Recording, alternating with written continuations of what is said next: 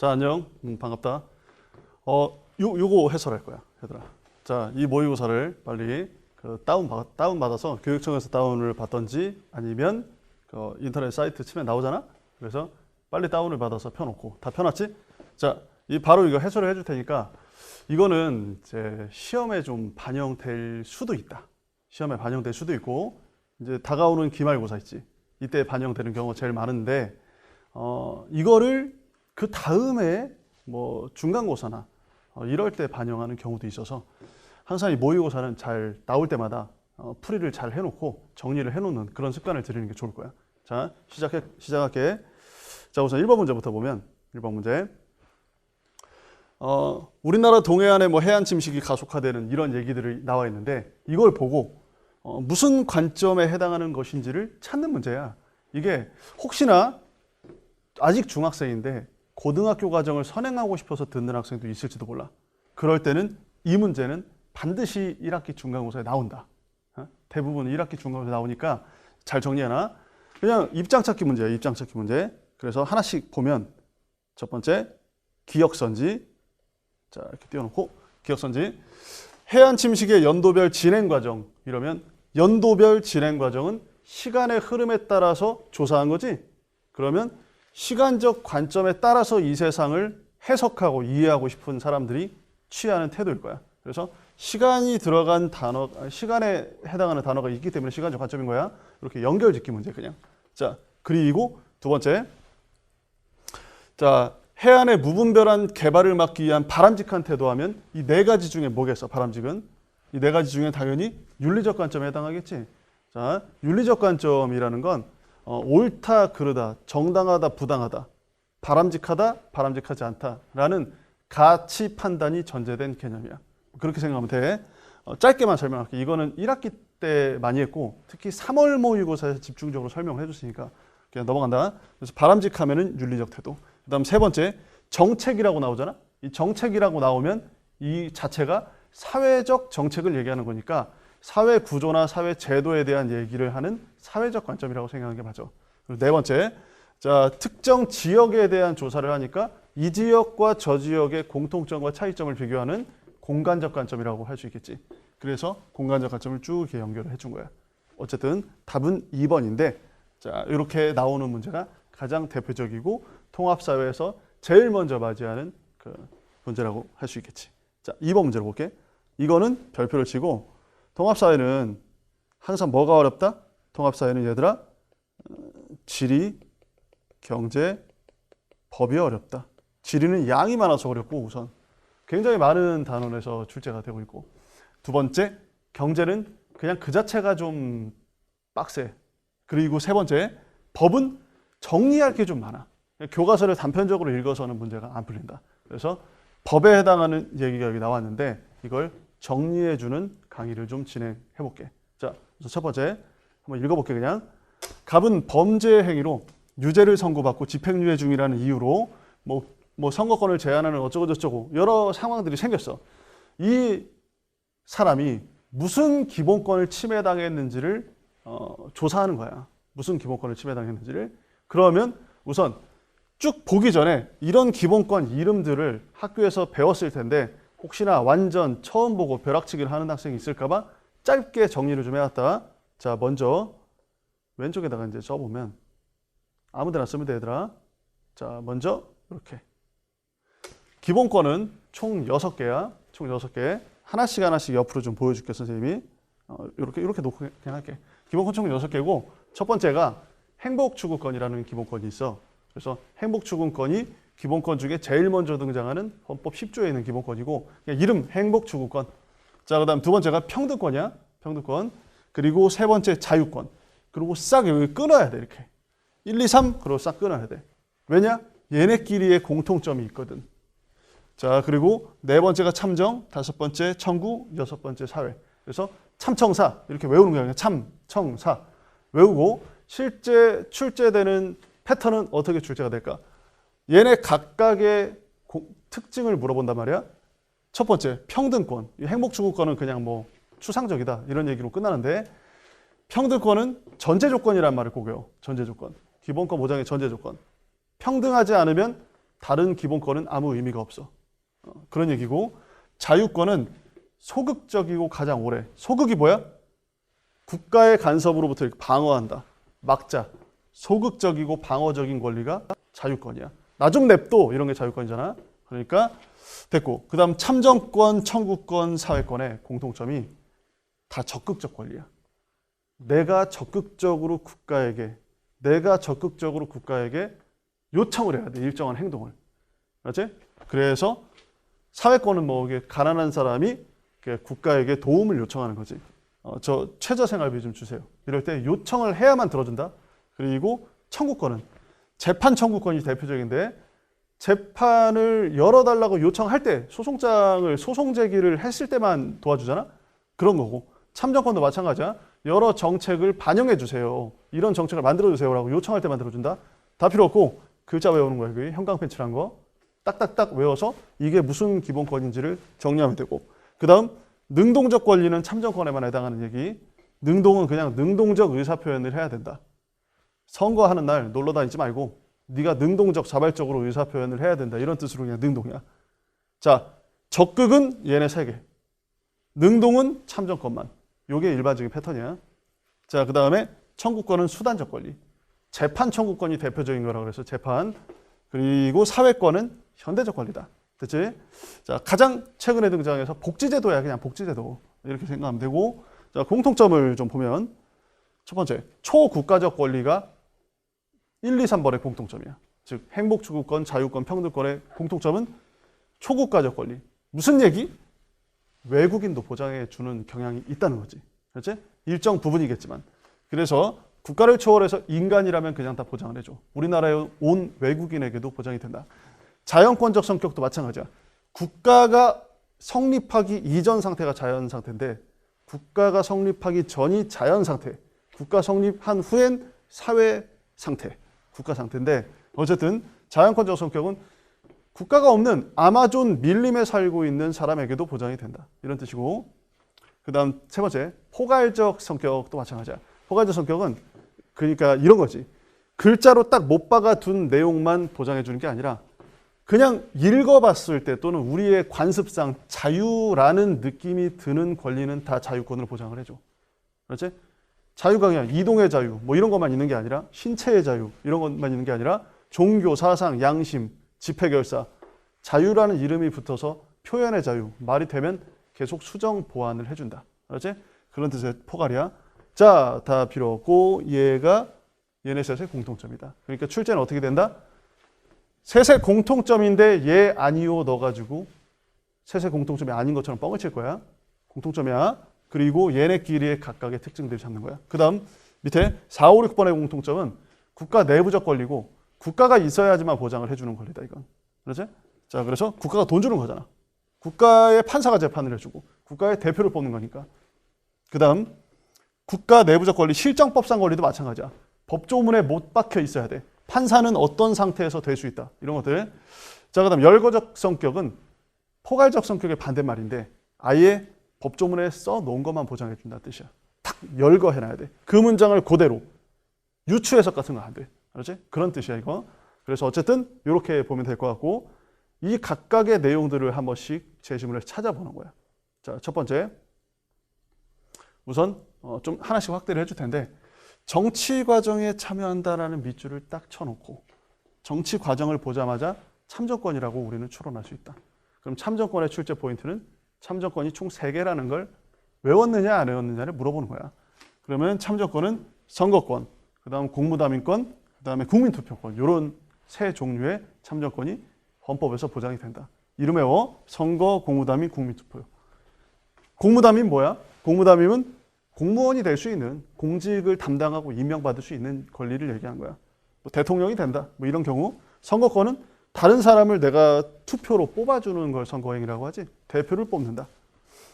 국민투표권은 국가의 중대 사안이 있을 때 레퍼런덤이라는 형식으로 헌법의 개정안이나 또는 국가의 중대 사안을 국민들의 의견을 물어보는 걸 국민투표라고 하고, 또는 뭐 플레비지트라고 그냥 재신임 투표, 독재 악용될 수 있는 재신임 투표에서 쓰기도 하는데, 어쨌든 그 두 가지가 있는 거예요, 그냥. 자, 그리고 다시 축소를 해서 A는 그래서 참정권이 알겠어. B는 뭐야? 차별 취급? 누가 봐도 평등권이지. 평등권은 출제가 어떻게 되는가? 이렇게 된다. 자, 평등권 두 종류야. 형식적 평등과 실질적 평등 두 개로 나눌 수 있어. 딱 정리를 해놓고 혹시나 쓸 시간이 필요하다가 탁 멈춰놓고 이제 쓰면 되잖아. 자, 모두 다 똑같이 대접하는 게 형식적 평등이고, 사회적 약자들이 있다면 좀 더 적극적으로 우대를 해주는 정책들이 다른 상황이라면 다르게 대우해준다. 그게 더 실질적 평등 아니냐. 이런 게 실질적 평등인데, 둘 중에 뭐가 더 좋은 것 같아? 이게 더 좋은 것 같지? 둘 다 필요해. 둘 다. 우리나라에서는 참정권은 형식적 평등의 논리를 취하고 있다. 알지? 뭐 예를 들어 국가를 위해서 돈을 많이 벌어준 사람이 있다 하면 그 사람에게 참정권을 100장 주고 선거 투표용지를 다른 사람 한 장 주면 말이나 되니? 이상하지? 엄격한 형식적 평등이 필요한 경우도 있어. 이게 이제 참정권의 영역이고 형식적 평등을 실현하고 있다는 거. 또 하나, 다른 것은 다르게는 이게 복지제도에 관련된 사회권을 얘기할 때 쓰는 거야. 둘 다 필요하니까 그냥 구분만 하면 될 것 같아. 그래서 결국 우리나라에선 둘 다 채택하고 있고 형식적, 실질적 둘 다 필요하니까 형식적 평등은 필요가 없다. 이런 선지를 오답이라고 쳐내면 돼. 알았지? 자, 그 다음. 그래서 이제 2번 문제의 답은 그냥 1번이 되는데, 공무담의권. 2번. 모든 기본권은 제한할 수 있어. 하나만 써줄게. 헌법 37조 2항에 따라서 제한할 수 있다. 37조 2항에 국가안전보장, 질서유지, 공공복리를 위하여 필요한 경우에 하나여 법률로서 제한할 수 있다. 단 국민의 자유와 권리의 본질적 내용을 침해할 수 없다. 그렇게 나와 있는데 그냥 빠르게 말만 했는데 결국엔 그냥 법률로 제한할 수 있어. 알았지? 자, 세 번째. 다른 기본권 침해 시 이를 구제받기 위한 수단적 권리다. 내가 아까 수단 뭐라 그랬니?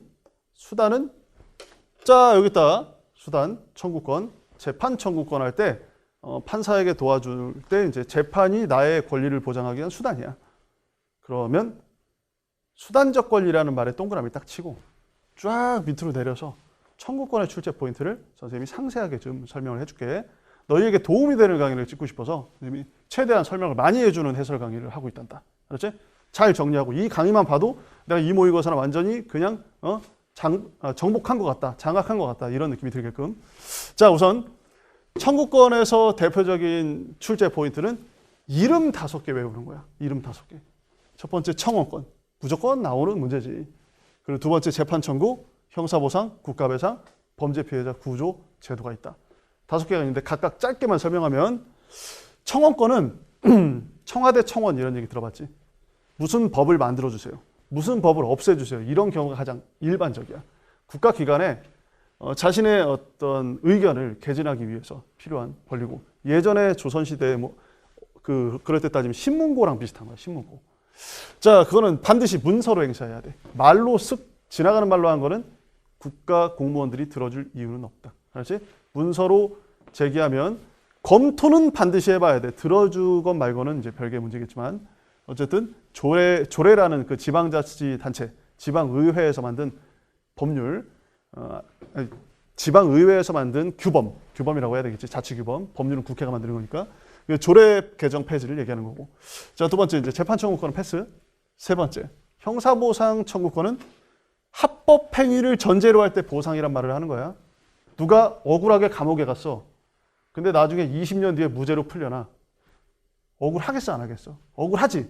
하지만 그 당시 경찰관이나 검사가 만약 잘못을 했던 경우 처벌을 받아야 되겠지만 그냥 그 당시에 증거에 의해서 저 사람이 범인인 것 같아서 이렇게 수사를 했다. 그러면 합법행위라고 전제를 해서 보상이라는 이름을 붙이고 그 대신 억울하게 감옥살이를 했던 사람에게 금전적으로 보상을 해주는 거지. 형사보상. 잡혀가면 진짜 억울하겠지? 요새는 이제 CCTV도 있고 이래서 이런 억울한 일이 없는데 옛날에 증언에 의존할 때는 굉장히 많은 문제점이 있었다. 자, 네 번째, 국가배상 청구권은 공무원이 불법 행위를 저질러서 일반 국민에게 손해를 끼친 경우야. 그러면 위법 행위와 불법 행위를 전제로 하는 거지. 사람이 잘못하는 경우도 있지만 국가의 공공 구조물이 잘못하는 경우도 국가배상의 영역에 들어가기도 해. 그렇지? 자, 그다음 5번째, 범죄 피해자 구조 제도는 지나가다가 묻지마 폭행을 당해서 다치면 범죄 피해자 구조제도를 청구해서 치료비의 일부를 보전받을 수 있어. 알았지? 자, 그런 일은 없어야 되겠지. 됐어. 그 다음 3번 문제로 가자. 3번 문제. 선생님이 중요한 문제는 자세히 다룰 거고 중요하지 않은 문제는 아예 그냥 패스하듯이 넘어갈 거야. 이런 지도가 나오잖아? 독일인데 이쪽 영역이 선진국이고 유럽이야. 유럽은 일반적으로 선진국이야. 그러면 선진국의 특징이 뭐야? 먼저 저출산 고령화. 인구 파트로 간다면 그렇게 나올 것이고 9단원 통합사회. 그리고 그게 아니라 도시화라는 3단원으로 딱 이야기를 끌고 가면 도시 발달의 종착 단계라고 할 수 있어. 이미 도시는 다 발달되어 있고 대부분의 사람들은 도시에 살고 있다. 이런 형태를 얘기하는 거야. 그렇지? 그래서 유럽이고 선진국, 저출산 고령화, 도시화의 종착 단계. 이건 9단원, 이건 3단원. 그럼 이제 아프리카 쪽은 어때? 아프리카는 대부분 이래. 저개발국이 많아. 저개발국이 많아. 물론 나이지리아 같은 나라는 좀 석유도 있고 부자인 나라이긴 하지만 대부분은 저개발국이고 출산율이 매우 높아. 학교 출산율이. 그리고 도시화의 가속화 단계라고 할 수 있다. 이제 막 도시화가 좀 되려는 그런 시기나 또는 도시화 자체가 아예 낮은 상태라고 봐야 돼. 그렇지? 초기 단계 또는 가속화 단계에 있는 경우가 많아. 자, 그러면 그래프를 한번 그려보면 3단원에서 반드시 출제되는 그래프이긴 한데 자, 먼저 시간이 X축, 도시화율이 Y축이고 쭉 이렇게 물결처럼 그려놓은 다음에 도시화율이 한 20% 정도밖에 안 될 때는 초기 단계라고 하는 거야. 무슨 얘기야? 도시화율은 전체 국민 중에 몇 퍼센트가 도시에 살고 있는가? 종착 단계는 80% 정도가 살 때 종착이라고 해. 시골에는 한 20%밖에 안 살고 대부분은 80% 도시에 산다. 중소도시든 대도시든 간에 이런 게 이제 선진국의 모습이야. 여기가 이제 개발도상국이 인도, 중국 이런 경우, 브라질 이런 경우고 아프리카 일부 지역. 그리고 여기는 아예 저개발국들은 초기 단계. 그러니까 방금 저곳은 초기에서 가속화 중간쯤에 위치하는 그런 지역이라고 생각하면 될 것 같아. 자, 이렇게 분석을 한 상태에서 문제를 풀어보면 답이 3번이거든. 3번. 뭐 1번, 2번은 이제 읽어보면 될 것 같고 가는 유럽이야. 유럽은 3차 산업의 종사자가 많다. 주제를 좀 바꿔서 설명을 하면 1차, 2차, 3차 산업이 도대체 뭡니까? 이런 질문을 할까 봐 선생님이 좀 정리를 해서 자, 우선 1차 산업은 쉽게 비유를 든다면 그냥 물고기를 잡는 거야. 이렇게 낚시로. 이게 1차 산업이야. 자연물 그대로를 채취, 잡아오는 거. 이런 거야. 획득. 자, 그 다음에 2차 산업은 그 물고기를 통조림으로 가공하면 2차 산업이라고 한다. 알았지? 그러니까 이제 가공이 중요한 말이야. 그 다음에 3차 산업은 통조림을 마트에서 이제 판매를 하는 걸 3차 산업이라고 하지. 이런 단계를 거치는데 이걸 조금 더 고상하게 얘기하면 1차 산업이 농업과 어업이야. 이런 글자는 들어봤는데 이렇게 자세하게 정리한 경우는 아마 없었을 거야. 한번 이런 기회가 필요할 것 같아서 정리를 해주는 거야. 두 번째가 이제 제조업과 공업. 무언가를 인공물을 만들어내는 거지. 자연물, 인공물. 세 번째, 그걸 사람들에게 판매하는 게 서비스야. 그렇지? 지식정보 서비스 뭐 이런 개념이고 자, 결국 1차 산업에서 가장 중요한 건 1차 산업은 노동력이 중요하겠지. 그렇지? 그래서 인구가 많아. 1차 산업이 있는 곳들이 대부분. 그래서 아프리카 같은 경우가 인구가 많단 말이야. 자, 그리고 제조업과 공업은 이제 토지, 공장을 지으려면 토지가 있어야 되고 건물 지어야 되니까 자본, 기계를 갖다 놔야 돼. 그 다음에 노동, 직원을 채용해야지. 자, 이런 경우. 그리고 세 번째, 서비스업은 지식정보 서비스. 물건을 만들어 놓은 걸 판매할 아이디어가 필요하지 않니? 유튜브도 마찬가지일 거야, 이거. 지식정보 서비스가 3차 산업의 대표적인 모습이야. 선진국은, 자, 결론. 선진국은 대부분 요 3차를 해. 개발도상국은 2차를 많이 한다. 2차나 1차를. 저개발국일수록 1차를 많이 해. 자본이 없기 때문에. 이런 얘기를 하고 싶었던 거야. 그래서 답은 3번이고 나머지는 방금 설명한 것과 똑같을 것 같아. 특히 산업화 시작 시기는 유럽이 빠를 것이고 그리고 도시 인구가 유럽은 촌락보다 도시가 더 많을 것이고 이런 얘기들은 그냥 패스할게. 자, 그 다음 4번 문제로 가자. 장애인에 대한 사례가 나오는데 사회적 약자와 사회적 소수자라는 개념을 배우는 거다. 그렇지? 그래서 안타깝게 이제 장애를 겪고 계신 분들이 있으면 우리 사회에서 어떻게 그들을 바라봐야 될지에 대한 이야기를 하는 거야. 사회적 소수자인데 절대 편견과 차별을 가지면 안 된다는 뜻이지. 그지? 자, 그리고 또한 취업에서 차별을 받는 경우가 굉장히 많아. 돈 이런 세상이잖아, 지금이. 물질 맞는. 그러면 아무래도 돈 그러면 막 빠르게 일을 할 수 있는 이런 사람들을 원하는 경우가 많지만 너무 척박한 세상이 되고 있지. 그래서 자, 정부 정책 등을 통해서 사회적 소수자를 보호하는 제도가 필요하다는 걸 얘기하는 거야. 자, 우선 답은 2번이야. 사회적 소수자가 겪는 어려움을 해결하기 위한 법과 제도가 필요하다 이런 건데 실제 내신에서는 이런 게 나와. 우선 2번 사지. 수가 적기 때문에 소수자가 되는 건 아니다. 권력의 열세와 차별을 받는 집단이기 때문에 소수자라고 분류하는 거야. 알았지? 권력이 약하고 목소리가 약하기 때문에 그런 거지. 자, 그래서 단순히 인구수가 적다고 소수자는 아니야. 남아프리카 공화국의 사례를 얘기하면 남아프리카 공화국은 흑인이 전체 인구의 80%야. 그지? 약간 예전 자료이긴 하지만 그래도 비슷하긴 해. 백인이 인구 비중의 20%를 차지하지만 백인이 강자고 흑인이 소수자다. 이런 경우를 보면 권력이 있는 자와 없는 자로 갈린다는 걸 알겠지, 이거. 권력이 있는 자가 없는 자를 괴롭힐 때 괴롭힘을 당하는 사람을 소수자라고 하는 거야. 수가 적어 소수자 아니다. 이거 출제된다. 또 하나, 법과 제도의 도입이 필요한다고 하면 사회적 소수자와 사회적 약자를 도와주는 법과 제도는 첫 번째, 비례대표, 제일 대표적인 교과서에 실린 거, 비례대표 국회의원 여성 할당제. 자, 1번 여성, 2번 남성, 3번 여성, 4번 여성. 명부를 먼저 작성해 놓고 명단을. 그리고 정당의 득표율에 따라서 1번부터 10번, 우리 득표율에 따르면 10번까지 10자리를 가져갈 수 있습니다. 이러면 거기 다 남성으로 채워지면 좀 문제가 있잖아. 사회적 소수자에 해당하는 여성에 대해서 배려를 하기 위해서 1번, 2번, 3번, 4번 이렇게 균등 분할을 해놓은 거다. 자, 이름만 외우면 돼. 비례대표에서만 한다는 거야. 지역구는 아니야. 자, 그 다음 두 번째, 장애인 의무 채용 제도. 일정 규모 이상의 회사에서는 장애인을 몇 퍼센트, 총 직원의 몇 퍼센트 정도는 채용을 해줘야 돼. 이런 걸 얘기하는 거다. 자, 됐지? 그래서 답이 2번이었고 4번 선지를 잠깐 설명하면, 자, 낚시 지문을 좀 보여줄게. 차별받는 집단인데 개인만 차별받으면 소수자가 아니고 집단적 차별이 일어나야 돼. 흑인 집단, 피부색 또는 종교 이런 것들로 집단을 딱 묶어서 싸잡아서 욕할 때, 그럴 때 소수자가 된다고 얘기하는 거야. 한 개인의 차별을 얘기하는 게 아니야. 두 번째, 내가 차별받고 억울한 일을 당하는데 아무것도 모르고 있으면 그들은 또 소수자가 아닌 거야. 알았지? 알고 있고 억울해하고 굉장히 슬픔에 잠겨 있을 때 소수자라고 할 수 있겠지.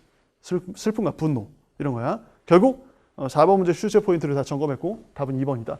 이 문제는 쉽게 나왔지만 이걸 내신에서 활용했을 때 어떻게 내는지를 잘 봐야 되는 거야. 선생님은 내신 전문가이기 때문에 특히나 이런 얘기를 많이 해주려고 해. 현장에서 겪은 그런 여러 가지 다양한 실제 내신 기출 문제들 이런 것들을 소개하고 싶고, 그리고 학교 선생님들이 수업을 진행할 때 어떤 프린트를 활용하는지를 반영해서 수업을 하는 거다. 자, 그 다음 5번은 오아시스 나오니까 건조기 오니까 이건 그냥 싹 넘어가고 봐. 답은 1번인데 당연히 증발량이 더 많겠지. 그럼 2번 선지를 볼까? 비가 많이 내린다? 적도 근처야. 사막 아니겠지 당연히. 그리고 3번에 이제 침엽수림 이렇게 나오잖아. 침엽수림. 그럼 이거는 뭐지? 침엽수는 소나무처럼 생긴 거니까 추운 지방의 나무를 얘기하는 거다. 그래서 냉대기후. 너무 추운 한대기후는 아예 나무가 없어. 자, 그 다음 4번. 술록유목을 한다 그러면 이걸 선생님이 좀 얘기하고 싶어. 술록유목 쫙 밑줄 쳐. 술록유목에서 끌고 내려와. 유목총정리해라. 실제 내신에서는 이렇게 나와야 되더라. 응? 유목총정리. 자, 우선 1번 건조기후. 물론 이제 학교 선생님이 갑자기 얘기를 안 할 수도 있는데 학교마다 좀 재량이 있기 때문에 좀 큰 틀에서 이해를 하고 이건 안 배웠는데 그럼 버리면 돼. 건조기후, 한대기후, 고산지대에서 모두 다 유목을 한단다. 농사가 잘 안 되기 때문이지. 건조기후는 비가 안 와서 농사가 안 돼. 비가 안 와서. 자, 몽골이 대표적이고 게르라는 집을 짓고 다니면서 동물을 키워. 자, 한대기후는 북극에서 하는 거야. 그렇지? 이누이트족이나 라프족, 네네츠족들이 하겠지. 그 다음 세 번째, 고산지대는 중국의 티베트 고원에서 한다. 키우는 동물이 달라. 되게 웃기지? 이런 동물 같은 게 시험 문제야. 말량염소 이러면 건조기후의 몽골. 얘기하는 거야. 스텝 기후라고 하는데. 그리고 술록은 이제 루돌프, 그렇지? 사슴 아니다 그거. 술록, 건조 기후, 아니 한대 기후, 알았지? 한대 기후. 얘는 더운데 오면 죽어. 더워서. 야크라는 글자가 천재출판사 교재나 또는 다른 교재에 있는데 야크는 중국에서 키우는 동물이라고 생각하면 돼. 딱 지역에 따라서 정리를 잘하고 위치를 지도에서 찾기만 하면 될 것 같아. 이렇게 정리하고 5번 선지는 벼농사가 활발하다? 벼농사? 아시아 계절풍 지역이 벼농사가 활발하겠지. 됐지? 자, 요 정도로 정리하고 다음 강좌로 이어가도록 하자. 자, 6번 보자. 이 문제는 너무 쉽지 않니? 이게 짧게 넘어갈게. 자, 이 문제는 보면은 이기적인 마음, 읽어보면 알겠지만 풀어보고 나서 듣는 거잖아, 이걸. 이기적인 마음을 넘어 타인을 배려하자. 1단원에 나오는 간디의 이야기나 라마의 이야기인데 어쨌든 답이 5번이야, 5번. 배려해라. 넘어간다. 자, 7번 문제로 갈게. 7번 문제를 보면 이런 글자가 나오는 게 이번 1학년이라고 한다면 예비 그 고1이 아니라 1학년이라고 한다면 이게 이제 2학기 기말고사에 많이 나와. 뭐냐면 8단원에 있는 평화라는 얘기인데 그냥 우리가 알고 있는 그 평화 그렇게 나오는 게 아니라 이렇게 나오지. 한번 정리 좀 해보자. 평화학의 창시자가 있어. 요한 갈퉁이라고 이런 주장을 했던 사람이야. 한번 써볼까? 폭력이 없는 상태가 평화다. 뻔한 얘기지. 폭력이 없는 상태가 평화인데 이때 말하는 폭력이 무엇을 의미하는지를 보는 거야. 평화학이라는 걸 평화를 최초로 학문으로 만들었던 사람이다. 그래서 폭력은 총 3종류다. 평화학의 창시자 갈퉁의 폭력의 종류는 첫 번째가 물리적 폭력, 때리는 거. 그치? 두 번째가 구조, 세 번째가 문화적 폭력인데 쫙 넘어가면 이거를 외워야 돼. 시험에서 문제를 풀려면 첫 번째, 물리적 폭력은 뭐야? 전쟁과 테러를 얘기하는 거야. 결국 딱 뭐 이렇게 막 총 쏘고. 그리고 이제 구조적 폭력부터 좀 추상적으로 느껴질 수 있는데 구조적 폭력은 뭘 얘기하냐면 빈곤과 기아, 차별, 기아는 굶어 죽는다 이런 얘기니까 이걸 만드는 사회제도를 얘기하는 거다. 사회 구조가 사람들의 부익부, 빈익빈을 유발시키는 제도가 있다. 그럼 반드시 폭력, 전쟁과 테러의 원인이 될 수 있어. 그 얘기를 하는 거야. 세 번째, 문화적 폭력은 폭력을 정당화하는 문화, 예술, 종교 같은 걸 얘기하는 건데 뭐 조금 갑질 좀 해도 되지 뭐 이런 식으로 드라마를 물론 이제 드라마는 가상의 어떤 스토리이긴 하지만 그런 걸 어떤 나쁜 의도를 가지고 만들었다고 가정한다면 그런 경우는 우리나라에 없지만 그렇다면 그건 또 다른 문화적 폭력이 될 수 있고 이 문화적 폭력이 보통 폭력을 정당화하는 기능을 해. 정당화. 알았지? 자, 돈이면 다 돼. 뭐 이런 식으로 이제 얘기하면 문화적 폭력이야. 자, 그러면 어쨌든 이걸 구분을 하잖아? 그럼 물리적 폭력을 이런 이름을 붙여. 직접적, 딱 눈에 보이는 직접적 폭력이고 이건 눈에 안 보이는 간접적 폭력들이 숨어있는 사회 구조와 그 우리 마음속에 자리 잡혀 있는 어떤 편견 이런 것들, 문화적 폭력. 알았지? 자, 이런 거 이제 간접적 폭력이라고 하는 거야. 직접, 간접, 개념 구분하고 간접적 폭력은 특히 폭력의 원인이 될 수 있다. 폭력 자체는 직접 폭력이고 폭력의 원인은 이거야. 그리고 직접적 폭력은 국가 안보의 영역과 관련돼 있어. 전쟁과 테러니까. 국가의 안전 보장. 여기는 인간 자체가 안전한지 아닌지 그걸 얘기하는 거야. 그렇지? 한 개인의 이거를 만약에 하나씩 제거하잖아. 그러면 직접적 폭력을 제거하면 소극적 평화라는 개념이 되는 것이고 1단계 완성, 2단계까지 해야 돼. 그런 다음에 이제 간접적 폭력을 제거하면 적극적 평화의 단계까지 나간다. 결론, 둘 다 필요하다. 그렇지? 둘 다 필요하다. 이렇게 흐름이 나가는 거야. 알겠지? 자, 멈추면서 잘 써가지고 정리를 해봐. 결국, 자, 다시 보면 전쟁, 분쟁, 테러 이런 것들 구조적, 문화적 폭력까지 제거된 상태. 여기를 보면 이게 직접적 폭력에 해당하는 얘기고 그리고 밑에 이게 이제 간접적 폭력에 해당하는 얘기지. 그래서 직접 폭력, 간접 폭력 이런 얘기로 접근을 하면서 답이 2번인데 빈곤 문제 해결을 보장한다?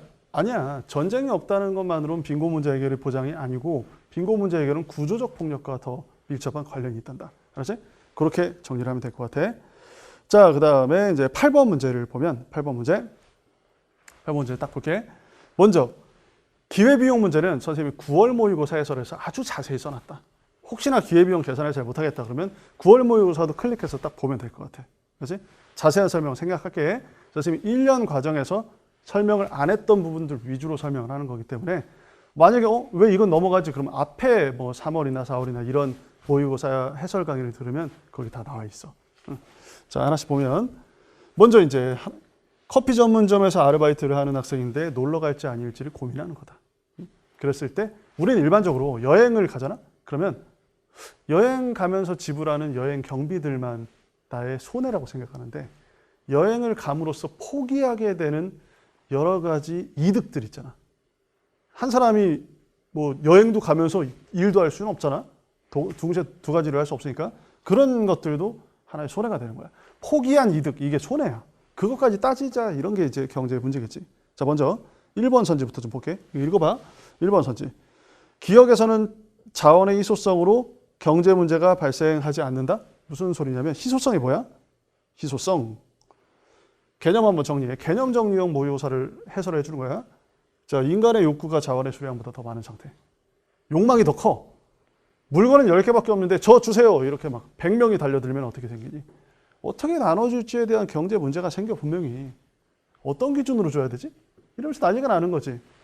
또 가격이 생겨 이렇게 되면. 이 세상 모든 물건은 원래는 공짜였다.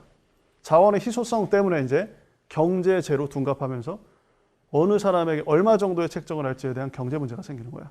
어쨌든 1번은 발생하지 않는다 틀렸고, 자 2번이 답인데 매몰 비용에 해당한다 그러면 매몰 비용이라는 글자가 뭔지를 좀 파악을 해보는 거야. 매몰 비용 뭐지?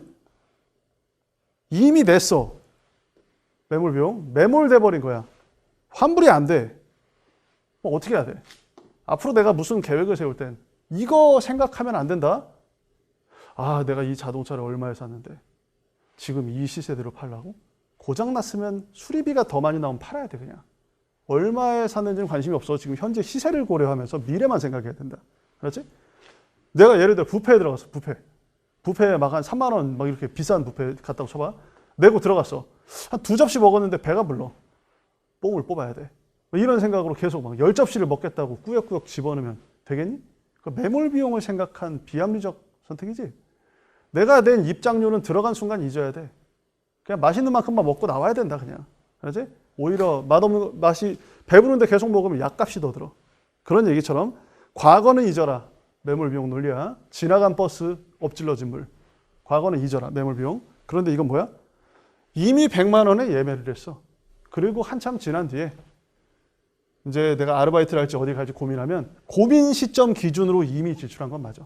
과거에 지출한 돈. 그래서 답이 2번이고, 자 3번. 명시적 비용이라는 단어는 실제 내는 돈을 얘기하는 거다. 명시적 비용. 자, 답이 될 수 없고, 4번. 암묵적 비용은 뭐야? 포기한 이득. 아깝다. 이런 게 암묵적 비용이란 말이야. 그렇지? 자, 암묵적 비용에 해당한다. 암묵적 비용은 100만 원이 암묵적 비용이 되겠지. 없다라고 써서 틀린 거야. 내가 만약에 여행을 간다면 아르바이트로 얻을 만한 100만 원의 돈을 포기하고 가야 돼. 그러니까 예를 들어 여행 비용이 100만 원이다. 비행기 값이랑. 그런데 포기한 아르바이트 비용이 100만 원이다. 그럼 나의 손해는 200만 원인 거야. 비행기 값에다가 포기한 100만 원. 내가 얻진 못했지만 포기하게 되잖아. 그러니까 단순히 여행 경비 100만 원만 손해라고 생각하면 안 돼. 자, 5번 이거 별표 쳐. 뭔가 이 사람이 그래서 결론이 뭐야? 그냥 알바해야지. 이랬잖아. 안 가. 이랬는데 무언가를 결정했지 지금. 경제에서 말하는 인간은 합리적 인간이야. 결정을 했다? 합리적 선택이다. 결정을 했다? 합리적 선택이다. 이렇게. 합리적 선택이 무슨 뜻? 교과서에 이렇게 써있지. 순편익이 양수야. 합리적 선택이라는 건 순수한 이득이 양의 값을 가졌을 때 합리적 선택이라고 하는 거야. 결정을 하면 합리적 선택이라고 그냥 가정하는 거야. 우리 경제에선. 그럼 순편익이 뭐야? 편익 빼기 기회비용이 순편익이야. 편익 빼기 기회비용. 알겠지? 자, 이게 양수값을 가진다는 얘기지. 편익 빼기 기회비용이. 결론.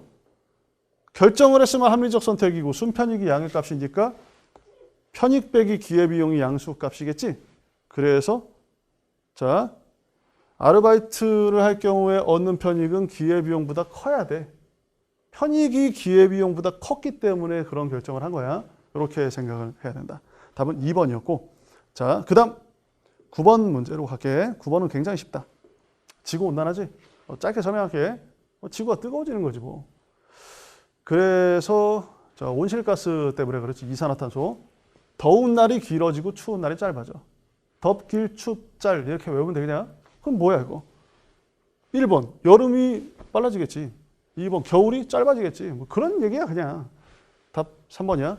열대야가 일 최저기온이 25도를 넘으면 열대야라고 하거든. 하루에 최저기온이 25도 넘으면 뭐 그런 얘기지. 일수가 증가하겠다. 서리는 뭐 눈처럼 내리는 걸 서리라고 하는 거야. 자, 그 다음에 10번 문제로 가면 서로 다른 지역의 교통수단의 개통이 된다면 어떻게 될까? 물론 대도시로 빨대처럼 밀려오는 빨대 효과가 생길 수도 있겠지만 대도시 사람들이 중소도시로 관광을 가는 그런 파급 효과가 생길 수도 있어. 그렇지? 그런 얘기를 하는 거고 서로 간의 접근성이 좋아지기 때문에 한 도시 사람처럼 활동할 수 있게 되지. 외곽에 어떤 고속도로를 연결해주면 그 도시를 자주 가게 되잖아. 그런 얘기를 하는 거여서 기억, 접근성이 향상되고 공간적 제약이 줄어야지. 증가했다가 아니야. 줄어야 되고 일상생활권이 점차 넓어져서 다른 도시까지 놀러 갈 수 있게 됐다. 그래서 답이 자 4번이 되는 거다. 자, 여기까지 하고 다음 단원으로 이어가도록 하자. 자, 11번 문제를 볼 텐데 이 문제는 뭐 어릴 때부터 많이 봤던 문제이기도 하고 또 이제 여행 프로그램 같은 데서도 많이 보잖아. 서로 다른 문화권을 이해하는 태도를 보는 건데 보면 알겠지만 뭐 베트남 사람의 입장에서 이해를 하자. 그런 얘기야. 쭉 읽어봐. 잠깐 멈춰놓고 읽어보면 남의 나라를 뭐 우리 기준대로 평가하지 말고 그 사람들 입장에서 보면 아무것도 이상한 게 없는데 왜 우리 시각으로 그들을 이상하게 보지? 뭐 이런 거 하지 말자. 상대적으로 보자. 문화 상대주의. 이해와 존중을 하자. 이런 쪽으로 나가는 거야. 이걸 이제 선지를 딱 만들면 이런 거지. 1번. 문화 다양성을 저해할 수 있겠니? 남을 존중하는데 그 모습 그대로 유지시키는데 저해가 틀렸고 그 다음 문화의 우열을 평가할 수 있다고 보는 게 아니지. 우열 평가를 하는 입장은 자문화 중심주의. 우리 게 최고다. 너네 건 이상해. 이런 게 이제 자문화. 이게 평가하는 거고 문화 사대주의는 또 비굴한 태도야. 막 남의 문화 최고고 우리 한국은 너무 이상해. 뭐 이런 게 이제 사대주의야. 한국 사람이 이런 얘기하면 진짜 이상한 거지. 자, 사대주의. 어쨌든 문화 상대주의랑 관련이 없고 답은 4번인데 이것도 사대주의야. 문화 주체성을 상실하는 거. 자, 4번을 보면 4번이 타문화에 대한 맥락적인 이해의 중요성을 강조한다. 그지? 저 사람들이 어떤 역사적 맥락으로 저렇게 행동하는 것인가. 이렇게 좀 보는 거고. 자, 마지막은 이제 자문화 중심주의에 대한 얘기야. 싸움이 발생하는 건 오히려 사대주의는 싸움이 안 발생해. 남한테 아부 떠는 거니까 싸움은 안 나는데 우리 자존심이 상할 뿐이지. 근데 자문화 중심주의는 내게 최고야 그러면 다른 사람은 가만히 있겠니? 다른 문화권에서도 우리나라가 최고야 이러면 싸움이 나겠지. 자, 그런 얘기고 4번에 대한 4번을 좀 확대해가지고 얘기를 해준다면 문화 상대주의의 선지가 맥락이 항상 답이긴 하는데 이렇게 나오기도 해.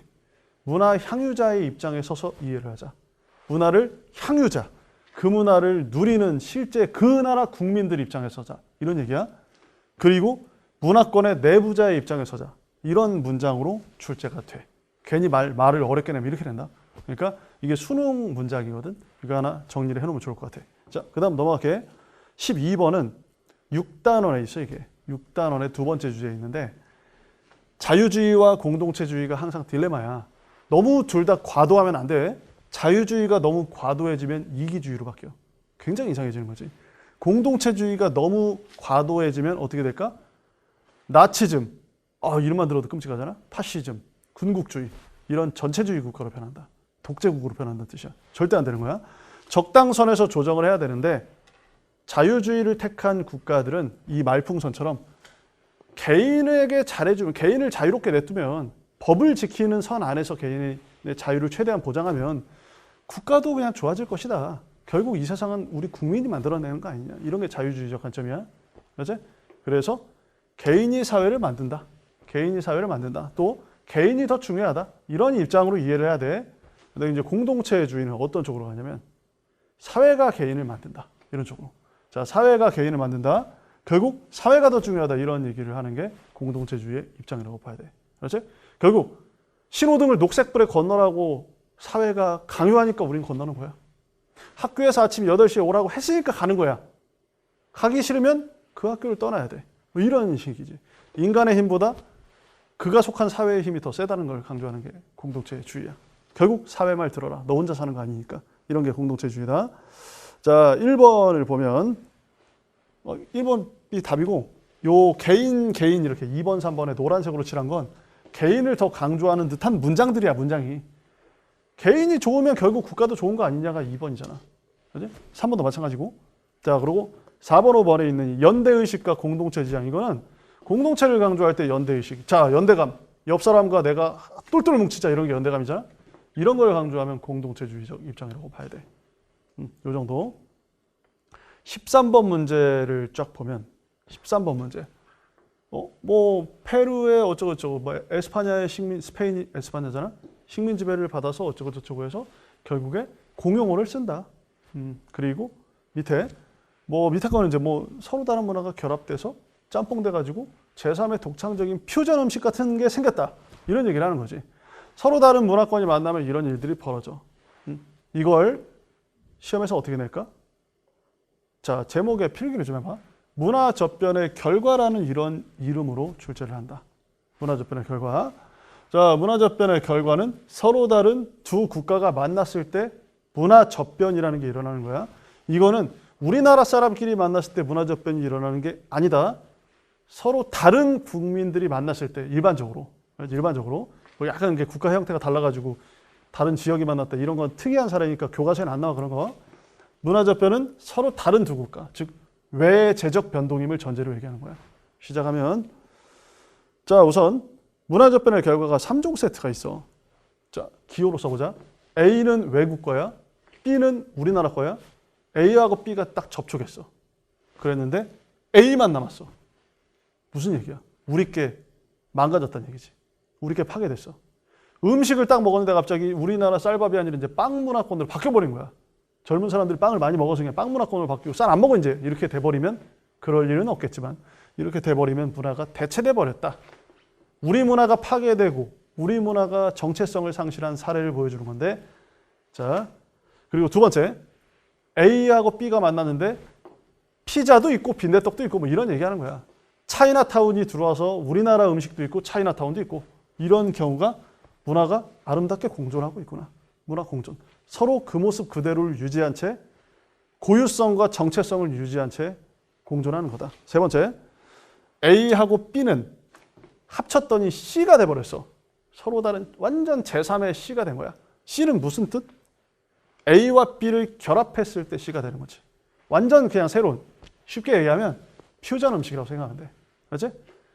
떡볶이에 피자 치즈를 넣는 게 문화 융합의 대표적인 모습이야. 떡볶이에 피자 치즈를 넣는 거. 그런 게 융합되었다 이렇게 얘기하지. 서로 새로운 제3의 문화를 창조하는 거야. 뭐 떡볶이도 문화야 얘들아. 그래서 융합이라고 하는 거야. 문화, 자, 그래서 결론을 내면 문화 대체, 문화 공존, 문화 융합. 문화 대체는 문화 동화라는 말로, 대체하고 동화가 같은 말, 동화. 그 다음 공존은 병존하고 같은 말이야. 융합은 그냥 융합이고. 자, 하나씩 보면 가를 보면 가는 공존의 사례다. 왠지 저 강제로 당한 것 같지만 그래도 두 언어가 동시에 사용되고 있으니까 공존. 그 다음 밑에 건 부분적인 것들을 합쳐서 새로운 제3의 것으로 재탄생했다 이러면 문화 융합에 해당하는 거지. 자, 하나씩 보면 답은 1번이고 2번이 왜 답이 되지 않느냐면 발명에 의한 문화 변동하면 발명은 국가 내부에서 발생하는 일들을 얘기하는 거야.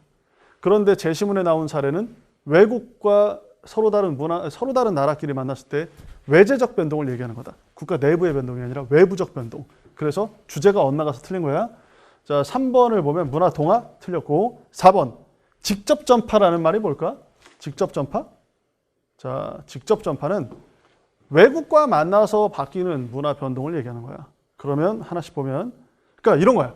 위아래가 연결이 되는데 우리나라 내부의 어떤 원인 때문에 문화가 바뀌면 발명 발견으로 바뀌었다고 해. 우리가 그냥 외국인의 도움을 받지 않고 발명을 하거나 뭔가를 찾아냈어. 우리 힘으로 발견. 근데 이제 외국 사람을 만나서 이게 현대사회에 더 많지. 현대사회엔 직접 전파, 간접 전파, 자극 전파 이런 세 가지 경우가 있는데 외국인이 외국 사람이 우리나라에 와가지고 직접 전파를 하기도 하고 요새 간접 전파가 제일 많다. 넷플릭스나 유튜브에서 우리가 외국 문화를 받아들이면 간접 전파를 했구나 이렇게 얘기하는 거야. 그리고 마지막은 힌트만 얻는 거지 아이디어만 전파되고 제3의 독창적인 새로운 걸 만들어내는 걸 자극 전파라고 하는데 교과서에는 이두 문자, 체로키 문자 같은 걸 언급하기도 한다. 알지? 자, 어쨌든 답이 될 수 없어. 여기 있는 건. 왜? 둘 다 사람이 왔어. 여기 있는 것들은. 둘 다 사람이 왔기 때문에 직접 전파. 자, 5번. 강제적 접변은 가에서 나타났다. 자, 그 다음 문제로 넘어갈게. 14번 문제는 보통 1학기 때 많이 하는데 또 이게 시험 범위인 학생도 있기 때문에 다시 한번 얘기하면 첫 번째 건 인간 중심주의. 자연을 파괴하는 입장이야. 밑에는 생태 중심주의. 자연을 존중하는 입장이라고 볼 수 있지. 그러면 답은 쉽게 4번인데 이 단어만 좀 생소했을 거야. 문제를 풀다 보면 첫 번째 도구적 가치 뭐야? 자연을 파괴하는 걸 얘기하는 거지. 자연을 내 행복을 위한 도구 취급해버린다 이런 얘기로 하면 돼.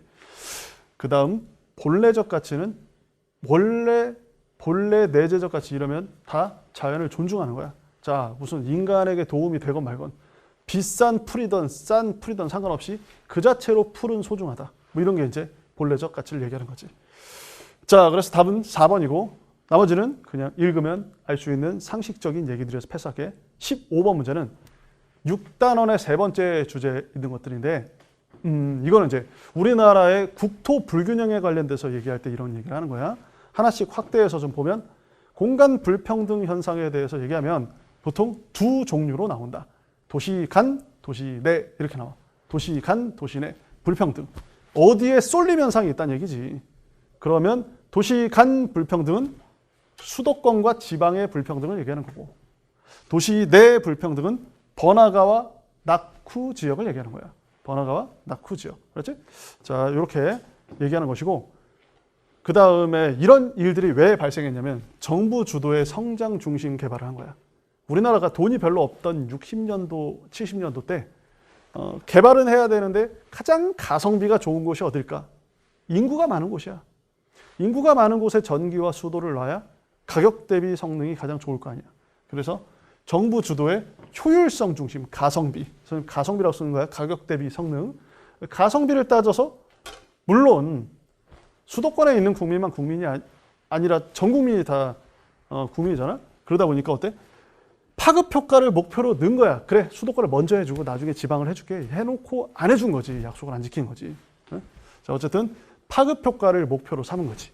수도권 개발하다 보면 주변으로 점차 확대될 거야 라고 생각을 했는데 어떻게 되니? 그러나 현실은 역류 효과. 수도권에 쏠려버렸어 그냥. 그래서 서울과 경기도를 합치면 2,500만 명이다. 전 국토 면적의 10%, 15%밖에 차지하지 않는 곳에서 그냥 전체 인구의 절반이 사는 이상한 현상이 생긴 거지. 뭐 때문이다? 가성비, 효율성 중심의 성장 중심 개발 때문이다. 그래서 해결 방안이 이제 국토 균형 발전이나 해결 방안에서 항상 시험에 나오는 거 하나만 써줄게. 교과서에 혁신도시라고 나와. 공공기관을 지방으로 이전하는 거지. 혁신도시가 딱 나오고 그걸 막 지역별로 무슨 혁신도시다 외우는 그런 문제는 잘은 안 나와. 골탕 먹이려고 한 번씩 내기도 하는데 그냥 혁신도시 이름 하나 외우면 돼. 혁신도시. 자, 그래서 답은 읽어보면 알겠지만 기역, 디귿, 니을이야. 지역 브랜드화나 공공기관 지방 이전이 혁신도시화나 비슷한 얘기라고 생각하면 될 것 같아. 그렇지? 이런 것들로 해야 되고 여기 니은은 왜 틀렸냐면 국토개발의 효율성보다 형평성을 중시했기 때문이 아니라 반대로 됐지. 형평성은 평등이야. 지방을 육성할 때 형평성이라고 하고 효율성은 수도권만 집중할 때 효율성이라고 한다. 그렇지? 자, 15번까지 풀고 잠깐 정리하고 다시 이어서 하도록 하자. 자, 마지막 페이지인데 여기가 좀 어려워. 그런데 아마 이거 2학기 중간고사 때 좀 했을 거고 그리고 선생님이 그 본 강의에서 굉장히 많이 강조했던 부분인데 무역이론, 비교우인데 모의고사다 보니까 짧게 설명할게. 하지만 부족함 없이 핵심만 딱딱 찔러서 설명할게. 먼저 이 16번 문제를 보면 이런 문제를 푸는 방식 그냥 거두절미하고 바로 푸는 방식을 알려줄게. 자, 무역 이론은 두 종류야. 첫 번째가 확대를 좀 하면서 이따가 한 번에 쫙 보여줄 테니까 애덤 스미스의 절대 우위론이 있다. 필기를 좀 해주고 애덤 스미스의 절대 우위론. 그다음 두 번째 이론이 비교 우위론이라는 이론이 있어. 조금 잘 보일 수 있도록 이렇게 좀 확대를 축소를 좀 해줄게. 자, 먼저 이렇게 이제 쓸 거야. 이거 하나하나를 좀 확대해 줄게. 이런 모양으로 표를 하나 그려. 그리고 따라서 쓰는 거야. 자, 애덤 스미스, 그다음 리커드. 왼쪽부터 확대해서 쫙 보여줄게. 자, 보자. 애덤 스미스의 절대 우위 이론은 무역이라는 건 물건 바꾸자는 얘기잖아. 물건을 바꾸자. 그러면 뭐야? 어떻게 바꿀까? 서로 분업을 하자 이런 얘기야. 너는 이거 만들고 나는 이거 만들게. 그래서 서로 잘하는 거 맡아서 분업을 한 후에 그 다음 바꾸자. 한 명이 그 두 종류의 물건을 만들지 말고 한 명은 하나씩만 만들어서 어떻게 할까? 그러면 우위를 찾아야 돼. 잘난 걸 찾아야 돼. 나는 뭘 잘하지? 이런 걸 찾으란 말이야. 그러면 첫 번째, 절대적 생산량. 량이 많은 게 절대 우위야. 똑같은 돈과 똑같은 시간을 줬는데 어떤 애는 물건을 10개를 만들고 어떤 애는 2개를 만들면 같은 시간을 투입했을 때를 가정하면 10개가 훨씬 더 잘난 거지. 이런 게 이제 절대적 우위야. 단위당 또는 몇 개당, 한 명당 몇 개, 이런 식이야. 또한 약간 반대쪽으로 생각하면 생산 비용을 적게 들였을 때 절대 우위. 마찬가지로 한 개당 몇 명이 필요하고 한 개당 넌 얼마만 필요하니? 우리가 어느 곳에 업체 일을 맡길 때도 마찬가지지. 더 싼 곳을 찾잖아. 같은 결과를 낸다면. 이런 게 이제 절대적 우위인데, 자, 서로 잘난 거 찾아서 바꾸자 이런 얘기야. 자, 그런데 이제 절대 우위로는 옆에다 한번 써볼까? 이렇게. 만약에 갑국이라는 국가가 에어컨에 절대 우위가 있어. 을국은 TV에 절대 우위가 있어. 이렇게 서로 다른 물건 각각 하나씩. TV는 내가 제일 잘났어. 에어컨은 내가 제일 잘났어. 그럼 서로 잘난 거 만들어서 바꾸면 돼. 그럼 무역이 발생한다고 주장하겠지. 무역이 발생하겠지 실제로. 얘는 에어컨 만들고 얘는 TV 만들어서 바꾸면 되잖아 그냥. 그지? 바꾸면 되겠지. 바꾸면 돼. 딱 멈춰놓고 써봐. 바꾸면 돼 그냥. 그런데 갑이 에어컨, TV 모두 잘난 상황. 마치 미국과 소말리아라고 생각해봐. 그럼 미국은 소말리아랑 무역을 안 하는 게 좋은가? 물론 그 둘은 약간 뭐 관계가 안 좋기 때문에 무역을 안 하겠지만 미국과 인도라고 생각해봐. 무역을 안 하니? 실제 현실은 대다수 국가들이 정치적 문제만 없으면 무역을 한다. 공간적 분업이라고 해서. 절대 우위면 무역이 생길 수가 없지. 저 논리에 따르면 서로 잘난 걸 찾아서 잘난 게 나뉜다면 하나씩 분업을 하자 이런 이론인데 무역이 안 발생하게 되는 이상한 결론이 생겨. 절대 우위는 좀 이렇게 비현실적이고 한계가 있는 이론이라는 걸 배우는 거야. 그렇지? 단순히 절대적 생산량과 절대적 생산 비용으로 무역의 우위를 따지지 말자. 이렇게 하려고 그러지 말자. 이러려고 이제 절대 우위를 배우는 거야. 그럼 제대로 된 이론이 뭐야? 비교 우위야. 그런데 비교 우위를 보기 전에 절대 우위를 이제 다시 한번 총정리하면 생산량 많거나 생산 비용이 적은 거. 재시문 숫자 그대로 놓고 판단해라. 절대 우위는. 재시문 숫자 그대로. 잘 봐. 어떻게? 이렇게. 재시문에 숫자가 있지. 갑국, 을국, 쌀. 밑에 옆에 있는 분수는 내가 쓴 거야. 이건 생각하지 말고. 1시간, 2시간. 누가 더 잘났어? 쌀 한 개 생산할 때 기준이잖아. 쌀이라고 써 있으면. 갑국이 더 잘난 거야. 얘가 2배 잘났어. 얘는 2시간이나 걸려. 얘는 1시간밖에 안 되는데. 음식도 빨리 나오는 게 좋잖아. 얘가 잘났지. 쌀의 절대 우위는 어떻게 판단한다? 재시문 숫자 그대로 판단해라. 재시문 숫자 그대로. 1시간, 2시간 써 있는 거. 그러니까 인쇄된 숫자 그대로. 옷은 2시간, 6시간. 옷도 갑국이 잘났네? 이런 상황에서는 무역이 안 발생한다는 이상한 결론으로 끝나게 돼. 실제 무역을 하는 게 더 이득이야, 이 국가들은. 그렇지? 왜 어느 곳은 노동력이 풍부하고 어느 곳은 뭐가 풍부하니까 그렇게 나누면 되거든. 다 필요 없고. 절대 우위는 갑국이 쌀, 옷 둘 다 가지고 있다. 절대 우위는. 분명히 비교 우위는 하나씩 나눠 가지게 될 거야. 자, 그다음 비교 우위를 판단해보자. 이게 제대로 된 무역 계산 방법이라고 배우는 거야. 비교 우위. 먼저 리카도라는 사람이 주장했는데, 자, 쓰면서 이 쓰는 건 좀 이따 딱 먼저 써놓고, 자, 기회비용을 구해서 비교 우위를 찾는 거야. 이때 기회비용은 명시적 비용, 암묵적 비용 이런 게 있는데 명시적 비용은 무역에서는 안 따져. 왜 안 따져? 같은 돈 투입을 가정했기 때문에 안 따져 그냥 포기한 이득이 얼마냐. 물물 교환 시대임을 전제로. 자, 그럼 이제 비교 우위 3종 세트 알려줄게. 자, 첫 번째. 잘 안 보이면 좀 이따 확대를 좀 해줄 테니까 먼저 쫙 하나면에 먼저 물건끼리 분수 만들어. 분수. 기회비용 분수로 나와야 돼. 기회비용이야. 기회비용. 생산량을 제시하는 문제가 있고 지금 아래에 있는 것처럼 몇 시간 이렇게 생산 비용을 내는 경우가 있다. 몇 시간이 비용이야? 몇 달러 몇 시간 이런 게. 그러면 생산량을 제시한 생산량으로 나온 문제가 있으면 거기 있는 숫자, 인쇄된 숫자 그대로 분모에 놓는 거야. 그런데 생산 비용으로 제시되어 있으면 있는 숫자를 분자에다 놔야 돼. 숫자를 섞어 어떻게? 물건끼리 붙어있는 숫자, 분수를 만들라는 뜻이지. 어떻게? 이렇게. 이렇게. 이렇게. 물건, 얘들아 봐. 물건끼리면은 갑국, 을국, 1시간, 2시간 보라는 얘기니? 요 두 개 가지고 분수 만들라는 얘기야? 아니지? 위아래로 분수 만들라는 얘기야, 위아래로. 물건끼리, 쌀, 옷, 물건끼리 분수 만들어. 그리고 원래 제시문 숫자를 분자에 두라고 했잖아. 왜 분자야? 이거 생산 비용이기 때문에 그래. 쓸 필요 없어. 1시간, 2시간이면 생산 비용이야. 이게 만약에 몇 개 이렇게 나오면 생산량인데 생산 비용이기 때문에 그렇다. 그렇지? 그 정도까지 딱. 그래서 4번 돌려. 얘는 이제 2분의 1, 그 역수로 나오겠지. 얘네 둘 가지고 하니까. 여기는 1분의 2. 그리고 6분의 2, 2분의 6으로 나온 후에 그 다음 두 번째 단계가 뭐야? 국가끼리 분수 크기 비교해. 그 분수의 크기를. 그래서 작은 게 비교이니까 점 찍어. 국가끼리는 왼쪽 오른쪽으로 보란 얘기야. 그렇지? 왼쪽 오른쪽으로 봐서 이제 앞으로 이제 여기 인쇄된 숫자는 제끼고 분수만 딱 보는 거야. 분수 중에 더 작은 걸 찾아서 점 찍어. 이렇게.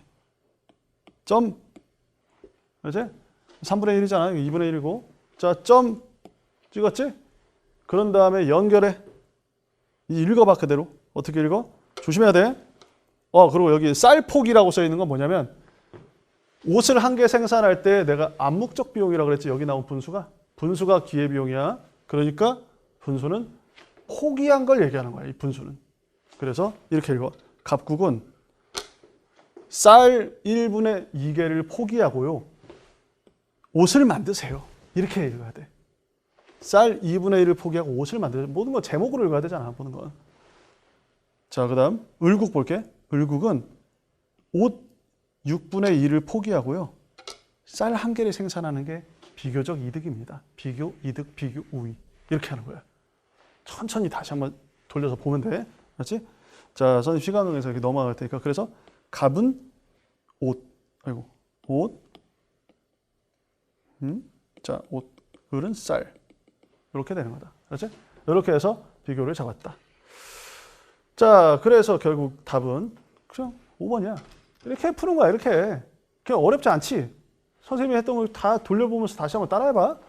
자, 그래서 쌀 한 단위 생산에 대한 기회비용은 분수를 얘기하는 거니까 분수 크기를 비교해보면 기억선지가 틀렸음을 알 수 있을 것이고 2번은 니은은 을국의 입장에서 쌀 2개 만들려면 몇 시간 필요해? 2시간. 하나당 2시간이니까 저기 나온 게 한 개당인 거야. 그래서 2단이면 4시간이 필요하겠지. 곱하기 2니까. 여기는 옷 2개를 만들려면 6시간 곱하기 2, 12시간이 필요하잖아. 틀렸어. 못 만들어, 10시간 가지고. 알았지? 자, 이렇게 푸는 거다. 넘어가자. 17번. 17번은 교과서 8-1에 있는 거야. 세계화와 지역화는 동시에 발생하지. 지역이 유명해지면 세계적 관광지가 되기도 하고 세계의 사람들이 돌아다니면서 같이 한 지구촌처럼 살기도 하지. 그래서 여러 지역에 가면서 맥도날드가 어느 곳에선 치킨버거만 팔고 소고기를 안 팔지. 인도겠지. 이런 개념이지. 현지화 전략인 거야. 답은 2번이고 넘길게. 18번. 자, 이것도 이제 경제 파트인데 이것도 이제 짧게 설명할게요. 원래 본 수업에서는 선생님 본 강좌에서 굉장히 자세히 설명을 하는데 모의고사다 보니까 핵심만 딱딱 찔러서 얘기할게. 먼저 우리가 금융 자산이라고 하면 돈을 모은다. 이런 게 자산이잖아. 내 재산. 돈과 관련된 재산을 얘기할 땐 예금, 주식, 채권이 가장 대표적이다.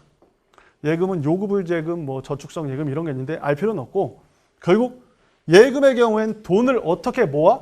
내가 돈을 집어넣고 이자를 받는 거야. 돈을 빌려준 개념이니까 은행에다가. 그죠? 자, 그다음 주식은 뭘 받니? 조심해라. 배당금을 받는 거야. 주식은 내가 그 회사 퍼센트만큼, 지분만큼, 주식 보유량만큼 그 회사 사장님인 거야. 그렇지? 그래서 1년에 4번에 걸쳐서 3달에 한 번씩 배당을 받아. 그 회사가 수익을 낸 만큼. 투자자인 거야, 나는. 이자 받는 게 아니야. 그리고 또 주식은 사고팔고가 되니까 시세차익. 배당금, 시세차익, 주식. 채권은 이자와 시세차익. 채권은 국가가 이 개인에게 돈을 빌리는 개념이지. 국가, 공공기관 또는 금융회사 또는 일반 기업에서도 발행하기도 해. 유명한 기업에서. 자, 큰 사업을 할 때 돈이 좀 모자라면 채권을 발행하고 한 10억짜리 발행한 다음에 이자를 8% 줄게요. 연 이자 8%. 단 2년 정도 보유하고 있다가 마지막에 그 뒤에 오세요. 만기가 있다는 얘기지. 자, 봐. 주식은 이자를 받는 게 아니다. 주식은 이자를 받는 게 아니야. 주식은 그 회사 주인이니까 배당금을 받아. 이런 개념으로 접근해서 1번 선지부터 보면 자, 우선 이 안전성 얘기하면 예금, 채권, 주식이야. 안전성은 돈을 날려먹을 가능성이 적다. 예금은 돈은 수익은 낮아. 하지만 안전해. 채권은 중간이야. 국가 같은 데서 발행하기 때문에 그렇게 돈을 날려먹을 가능성은 희박하다. 주식은 인생 한 방을 꿈꾸다가 날려먹기도 하지만 한 방을 실현하는 사람도 있어. 이런 거. 자, 그 다음에 2번. 만기라는 게 뭐야? 몇 년 뒤에 돈을 돌려주겠소. 이런 거야. 채권은 사면 보통 2년 정도의 만기가 있어. 1년 또는 2년이. 그 동안에는 현금으로 절대 안 돌려줘. 그래서 어때? 시세 차익. 다른 사람한테 중고나라 같은 데서 사고 팔, 중고나라는 아니고 개인끼리 사고 팔아야 돼. 채권 시장이 따로 있다. 알지? 그렇게 해서 이제 현금화 시켜야 돼. 자, 그 다음에 세 번째, 배당 수익하면 주식이야. 그 다음 4번이 이자 수익이니까 답이고, 이자 수익은 여기 있는 것도 이자 수익이지? 이거 되게 합치란 얘기다. 그리고 같은 연도끼리 비율은 더해도 돼. 같은 연도끼리. 시세 차익 같은 경우는 이 두 개, 주식과 채권이 시세 차익이니까 해설이 간단하게 포인트만 딱 집어서 해설이 됐을 거야. 더 자세한 얘기를 듣고 싶으면 선생님 강의를 보면 돼. 알았지? 자, 그 다음 19번 문제로 가면 이것도 선생님 본 강의에서는 30분 넘게 엄청 자세히 설명을 했지만 핵심만 딱 찔러서 얘기한다면 이런 거야. 1세대 인권은 카렐 바작이라는 사람이 프랑스 법학자인데 다 필요 없고 프랑스 역사를 딱 보면서 느낀 거지. 아이패드 1세대, 2세대, 3세대처럼 인간이 좀 업그레이드를 해왔다. 인권 의식이. 이렇게 생각을 하는 거야. 첫 번째. 맨 처음 초창기 인간은 자유만 있으면 인간 존엄성, 인권이 보장됐다고 느낀 거야. 자유를 보장받아야 인간이지. 약간 소박했지. 그래서 이제 자유 이런 외치는 시민혁명 시기를 얘기한다, 이거. 알지? 시민혁명 시기에 이제 이런 일이 벌어졌어. 그 자유를 획득했어, 어쨌든. 그랬는데, 자유는 있는데, 왜 난 돈이 없지? 자유는 있는데, 왜 나는 굶어 죽지? 이렇게 되면서 국가가 개입해서 이 문제를 해결해 주길 바라는, 처음에 국가의 간섭을 싫어하다가, 개입을 싫어하다가, 간섭해서 도와줘 이런 복지제도의 개념이 나온 거야. 자유에다가 복지가 추가된 거지. 복지까지 해줘야 인간답게 사는 것 같다. 이러면서 2세대 업그레이드가 된 거야, 우리 인간들이. 그러다가 이제 3세대는 어때? 그 잘 먹고 잘 살았는데 갑자기 세계대전이 일어났어. 가만히 있는 평화로운 국가에 막 히틀러 같은 애들이 가서 쑥대밭 만들고 이렇게 죽였단 말이야? 얼마나 잔인하니? 전 세계가 친구가 돼서 전쟁을 안 하는 게 인권 보장에 가장 중요하다는 걸 깨달은 거야. 그래서 1번, 2번도 필요하지만 세 번째 것도 필요하다. 3세대 인권이라고 하는 거야. 그래서 첫 번째, 1세대 인권은 핵심은 자유권, 2세대는 사회권, 3세대는 지구촌 전체의 연대를 얘기하는 연대권을 얘기하는 거야. 그래서 하나 더 확대해서, 하나 보면 이거는 같은 국가 내부의 이야기고 한 개인의 자유, 국가적 차원의 복지. 그랬지만 여기는 전 세계적 평화를 얘기하는 연대권으로 확장이 돼버린 거지. 지구촌. 이렇게 인권이 성장해 왔어. 자, 요 얘기를 하는 거야. 그래서 답은 3번인데 개입을 요구하면 아무래도 이 2세대 인권이 더 강하겠지. 1세대보단. 그리고 니은, 디귿. 특히 자본주의 때문에 빈부격차가 생겨서 사회권이라는 복지제도가 나온 거다. 시민혁명을 계기로 그러면 1세대 인권을 얘기하는 거야. 알았지? 자, 그 다음 마지막 문제. 이것도 엄청나게 선생님이 앞에 모의고사에서 자세히 설명한 건 생략하는 거야. 이건 실제로 이전에 모의고사 6월인가 뭐 그쯤에 자세히 설명을 한 적이 있다. 그래서 그냥 넘어간 거다. 자, 20번을 보면 교과서에 있는 지도고 7-1에 있는 지도야. A는 건조문화권에 해당하는 거다. 여기가 사하라 사막이 있고 서남아시아, 사우디아라비아 뭐 이런 데 있는 거야. 중앙아시아나. 어쨌든 이 건조문화권은 특징이 아랍어를 쓰고 아랍인 이슬람교, 쿠란, 모스크 뭐 이런 것들이 이제 시험에 출제되는 거지. 자, 히잡 입고. 오른쪽은 라틴 아메리카 문화권이야. 이 라틴 아메리카 문화권은 특징이 혼혈이 많아. 메스티소, 물라토, 삼보. 스페인, 에스파냐와 포르투갈의 식민 지배를 받았기 때문에 혼혈이 많고 가톨릭으로 개종당한 문화 동화 대체가 일어났다. 그리고 언어는 요즘 중요한데 포르투갈어를 쓰는 게 이제 브라질이야. 브라질만 포르투갈이 식민지로 삼았고 나머지는 싹 다 에스파냐 거라는 걸 지들끼리 합의했어. 나쁜 행동이지. 그래서 에스파냐가 이제 멕시코 이남의 모든 곳은 다 에스파냐를 쓴다고 봐야 돼. 스페인어. 자, 이렇게 돼서 답은 3번인데 답을 탁탁 먼저 알려주잖아. 첫 번째, 이동식 화전 농업은 아프리카 열대우림 지역이나 아마존의 적도 부근에 있는 거야. 적도 부근. 더운 지방. 답이 될 수 없고 산업혁명하면 무조건 유럽이다. 영국 생각이라. 그 다음 이슬람교 하면은 딱 건조문화권이니까 답이 3번이겠지. 4번의 영어는 이게 영어 아니야. 에스파냐어, 포르투갈어. 영국의 식민 지배를 받은 게 아니기 때문에 영어가 아니다. 여기는 에스파냐와 포르투갈의 식민 지배를 받았기 때문이지. 영어를 쓰면 이거 미국이나 앵글로 아메리카를 얘기해야 돼. 여기나 오세아니아 같은 데 얘기해야 돼. 여기 오세아니아. 자, 그다음 젓가락은 아시아를 얘기하는 거지, 아시아. 그지? 한국, 중국, 일본의 공통점을 얘기하는 거다. 자, 해설 강의가 너희에게 도움이 되었으면 좋겠고 도움이 될 수 있도록 포인트를 탁 집어서 개념이 필요한 것들은 잘 정리를 해서 알려준다고 알려줬는데 어땠는지 모르겠다. 자, 다음 해설 강의에서 보고 여기까지 할게.